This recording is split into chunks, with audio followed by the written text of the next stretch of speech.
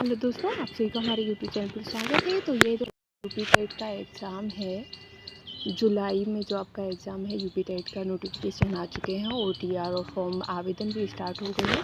उसी के लिए हमने यूपी टेट की बेहतर तरीके से तैयारी के लिए हमने ये सीरीज स्टार्ट की है, जिसमें हम आपको सॉल्व पेपर कराएंगे, अनसॉल्व पेपर कराएंगे और वन लाइनर क्वेश्चंस भी कराएंगे, साथ ही मॉक टेस्ट भी कराएंगे। और अभी हम आपको करा रहे हैं सॉल्व पेपर। पिछली वीडियो में हमने आपका जो 2011 का पेपर जो हुआ था 13 नवंबर 2011 का प्रारंभिक स्तर का, आज हम देखेंगे जो आपका 2013 में जो आपका पेपर हुआ है 27 जून 2013 का, वो एग्ज़ाम हम देखेंगे। और उसमें आपका क्या क्या करवाएंगे, आपका सीडीपी हो जाएगा, हिंदी हो जाएगा और साथ ही आपका ईवीएस हो जाएगा। ठीक है, चलिए हम स्टार्ट करेंगे, अपने पहले पेपर पर चलते हैं।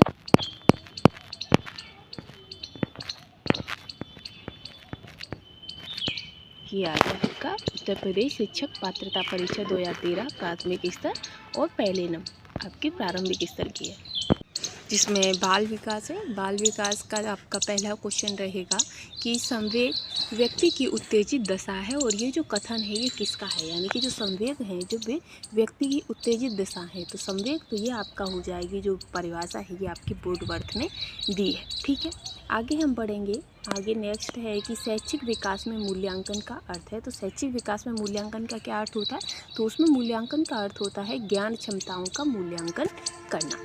ठीक है, आगे नेक्स्ट क्वेश्चन नेक्स्ट है कि पूर्वाग्रही किशोर किशोरी अपनी देश के प्रति कठोर होंगे। किसके प्रति, अपनी समस्याओं के प्रति कठोर होते हैं। ठीक है, पूर्वाग्रही।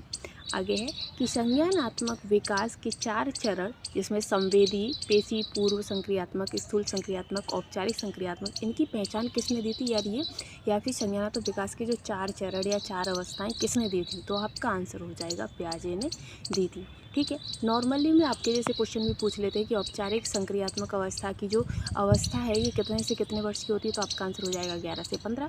मूल संक्रियात्मक आपकी 7 से 11, पूर्व संक्रियात्मक आपकी 2 से 7 और संवेदनात्मक गामक अवस्था ये आपकी 0 से 2 वर्ष होती है। ठीक है,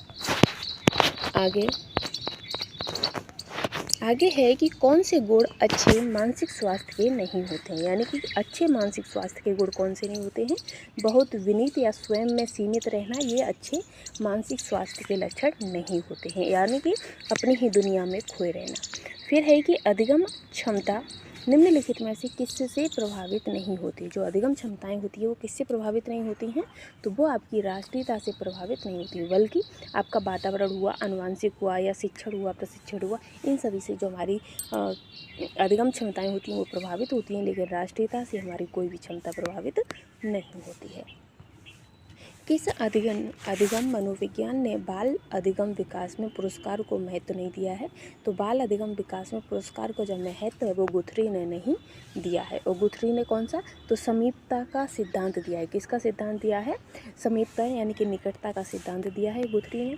आगे है कि निम्नलिखित में से किस एक से शिशु के अधिगम को सहायता नहीं मिलती है, तो स्कूल का अवस्था, इससे शिशु को किसी भी प्रकार के अधिगम यानी सीखने में कोई भी सहायता नहीं मिलती है। फिर है कि स्व केंद्रित अवस्था कौन सी होती है, तो खुद में ही खोए रहना। ये जो अवस्था है ये आपकी 3 से 6 वर्ष की अवस्था होती है, जिसमें खुद में ही जो बच्चा है वो अपने अकेले भी खेलता रहेगा। आप देखते होंगे कि आपके घर में अगर छोटा बच्चा होगा तो वो अपनी ही दुनिया में मगन रहते हैं, अपने खिलौनों से, अपनी चीज़ों से अपने में अकेले ही खेलते रहते हैं। ठीक है, आगे है कि माँ बाप के साये से बाहर निकल अपने साथी बालकों की संगत को पसंद करना संबंधित है। तो ये किससे, तो ये जो आपकी उत्तर बाल्यावस्था यानी कि बाल्यावस्था से ऊपर और किशोरावस्था से पहले की जो अवस्था होती है उसमें क्या होता है कि बच्चों को लगता है कि वो अपने माँ बाप की फाउंडेशन में ना रहकर अपने जो दोस्त हैं, यार दोस्त हैं, उनके साथ रहना वो ज़्यादा पसंद करते हैं। ठीक है, आगे है कि मानसिक परिपक्वता की ऊंचाइयों को छूने के लिए प्रयत्नरत रहना संबंधित है। तो कैसे, किशोरावस्था से संबंधित है। ठीक है, आगे है कि सीखने का प्राथमिक मूलभूत नियम संबंधित है। तो ये आपका तत्परता से संबंधित है। और तत्परता का नियम हुआ, प्रभाव का नियम हुआ, अभ्यास का नियम हुआ, ये किसने दिए हैं, तो ये आपके थॉर्नडाइक ने दिए हैं। ठीक है, इसके बाद आता है कि सीखने की प्रक्रिया को प्रभावित करने वाले कारक हैं। तो सीखने की प्रक्रिया को जो प्रभावित करते हैं उसमें अनुकरण हुआ, प्रतियोगिताएं हुई, प्रशंसा एवं निंदा हुई, ये सभी हमारे सीखने को प्रभावित करते हैं। ठीक है, आगे कि बालकों के सीखने में प्रेरणा को किस रूप में उपयोगी माना जाता है। जो प्रेरणा होती है जैसे कि उनका व्यक्तिगत आदर भी होता है, पुरस्कार व दंड से भी उन्हें प्रेरणा दी जा सकती है और उनकी तो ये जो है इसका आंसर हो जाएगा उपयुक्त सभी। ठीक है, आगे बढ़ेंगे।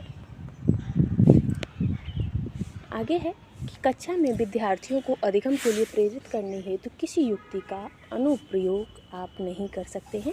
तो उसमें हम क्या करेंगे कि बच्चों की क्या है, ज़्यादा से ज़्यादा प्रशंसा नहीं करनी। हाँ, कह देंगे अच्छा तुमने को अच्छा रिजल्ट आया है या कुछ नंबर अच्छे आए तो कह देंगे हाँ बहुत बढ़िया। अब ये नहीं कि हम उनकी इतनी प्रशंसा कर दें कि वो हमारे सर पर ही चढ़ जाए। ठीक है, तो अत्यधिक प्रशंसा भी नहीं करनी है। आगे है कि बुद्धि एवं सृजनात्मकता में किस प्रकार का सहसंबंध पाया जाता है। तो बुद्धि एवं सृजनात्मकता में आपका धनात्मक सहसंबंध पाया जाता है। ठीक है, इसके बाद कक्षा में अनुशासन बनाए रखने के लिए सर्वाधिक प्रभावशाली उपाय क्या है। तो सबसे ज़्यादा प्रभावशाली उपाय होता है कि शिक्षण को रोचक एवं व्यवहारिक बनाना, यानी कि जो टीचर पढ़ा रहा है उसको बहुत ही मज़ेदार यानी रुचि के अनुसार और उसे क्या कहते हैं उनके जीवन से, दैनिक जीवन से जोड़कर पढ़ाना चाहिए। आगे कि शैशवावस्था में बच्चों के क्रियाकलाप होते हैं। तो शैशवावस्था में बच्चों के क्रियाकलाप कैसे होते हैं। तो मूल प्रवर्त्यात्मक होते हैं, यानी कि मूल होते हैं, उन्हें कोई सिखाता नहीं है, वो खुद ही करते हैं। ठीक है, आगे है कि जिन विद्यालयों में समेकित शिक्षा दी जाती है उसके शिक्षकों को किस क्षेत्र में विशेष में प्रशिक्षण करना चाहिए। तो किस में प्रशिक्षण करना चाहिए। तो विशेष आवश्यकता वाले बच्चों की पहचान और शिक्षण करना चाहिए। ठीक है, आगे निम्नलिखित में से किस समूह के बच्चों को समायोजन की समस्या होती है।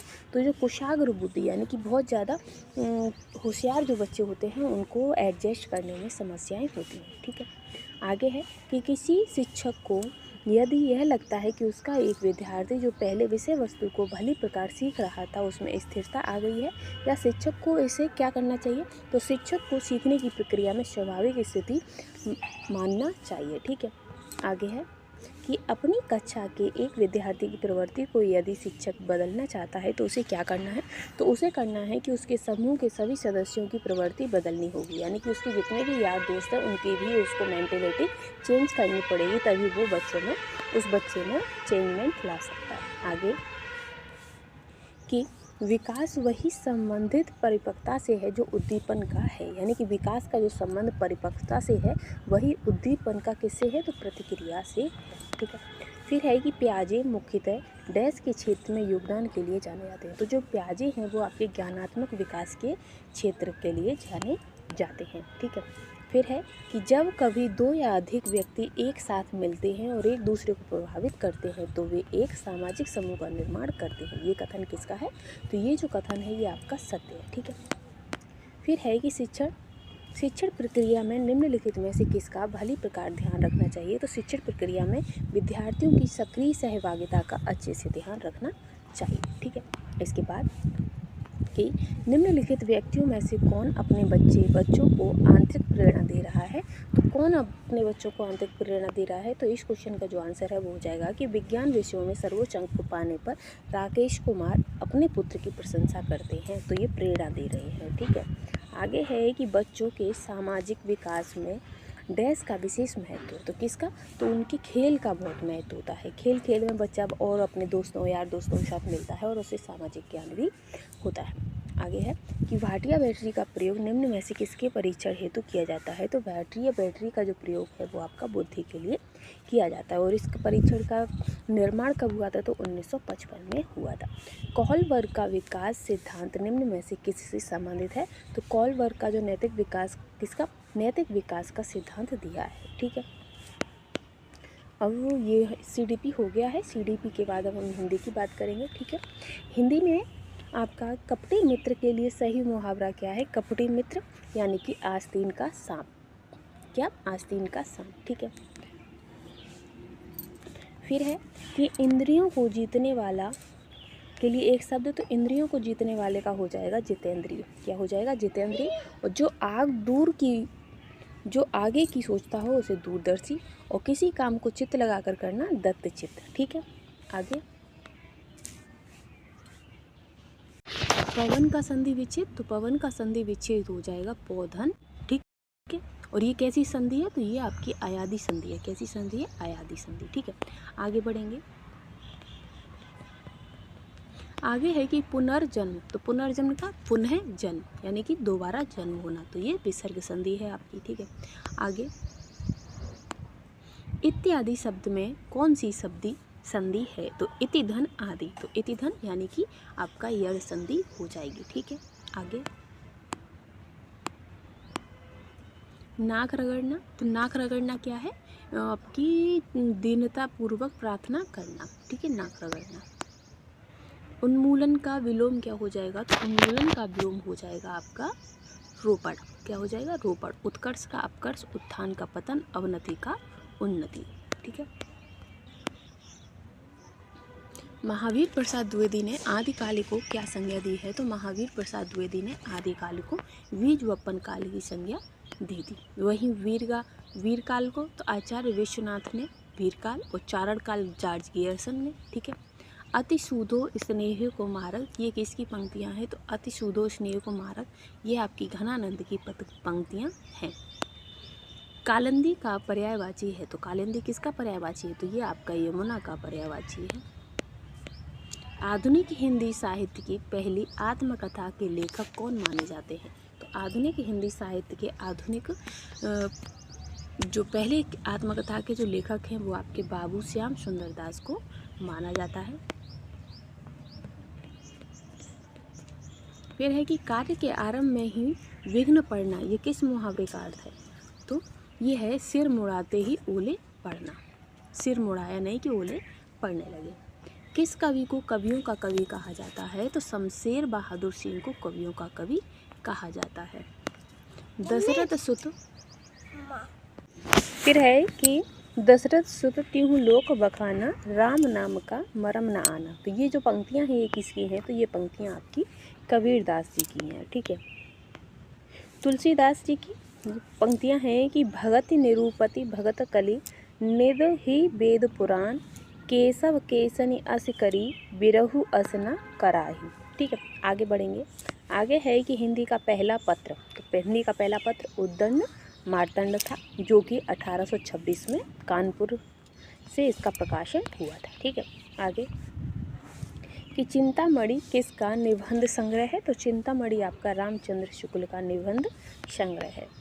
काशी नागरी प्रचारणी सभा की स्थापना किस वर्ष हुई थी, तो काशी नागरी प्रचारणी सभा की जो स्थापना थी वो 1893 में हुई थी। प्रेम सागर किसकी रचना है, तो प्रेम सागर लल्लू लाल की रचना है। फिर है कि व्युत्पत्ति के आधार पर संज्ञा के कितने भेद हैं, तो व्युत्पत्ति के आधार पर संज्ञा के जो भेद हैं वो आपके 3 भेद हैं। कौन कौन से, रूढ़ संज्ञा, योग रूढ़ और योगे, ठीक है। अगर अर्थ की दृष्टि से बात करें तो 5 प्रकार की संज्ञाएं होती हैं, व्यक्तिवाचक, जातिवाचक, भाववाचक, समुदायवाचक और द्रव्यवाचक। आगे है कि हिंदी के शब्दों का लिंग निर्धारण किसके आधार पर होता है, तो लिंग निर्धारण आपका संज्ञा के आधार पर होता है। हिंदी के शब्दों का लिंग निर्धारण किसके आधार पर होता है, तो हिंदी के शब्दों का जो लिंग निर्धारण है वो आपकी संज्ञा के आधार पर होता है। कारक के कितने भेद होते हैं, तो कारक कितने होते हैं, 7, ठीक है।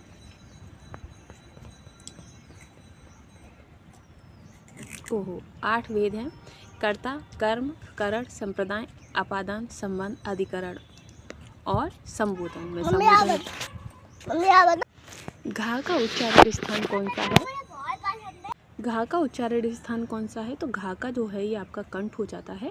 कंठ कौन कौन से हैं, तो का, खा, गा, घा ये आपके कंठ हैं। तालव में आपके चा, छा, जा, झा आता है। मूर्धन में आपका टा, ठा, डा, डा, वा आता है, ठीक है। वहीं दंत, तो दंत की बात करें तो ता, था, दा, धा ये आपके दंत हैं। वर्ष यानी कि दंत मूल, तो ये आपके ना, सा, रा, ला। ओष्ठ, तो पा, फा, बा, भा, मा ये ओष्ठ से हो जाता है।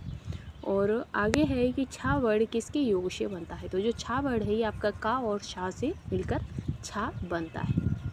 और वहीं आपका त्रा जो है वो ता और रा से, ज्ञा ये आपका ज्या और ज्या से, श्र आपका शा और रा से मिलकर बनता है। शुद्ध वर्तनी का चयन कीजिए, तो इसमें आपकी कौन सी शुद्ध वर्तनी है, तो अस्पृश्यता, ये आपकी शुद्ध वर्तनी है। कवि का स्त्रीलिंग हो जाएगा कवियत्री, ठीक है। आगे है तरड़ी का पर्यायवाची शब्द, तो तरड़ी किसका है, तो तरड़ी आपका हो जाएगा, ओके। आगे बढ़ेंगे कि मीन का पर्यायवाची है, तो मीन किसका है, मीन आपका मत्स्य यानी कि मछली का पर्यायवाची। आगे है कि दिए हुए शब्दों में भिन्न अर्थ वाला शब्द बताइए। भिन्न अर्थ, तो आत्मजा, नंदिनी, कन्या, भार्या, तो जो भार्या है ये आपका भिन्न अर्थ है, ठीक है। फिर है कि अनुपम का पर्यायवाची क्या है, अनुपम तो आपका अद्वितीय, ठीक है।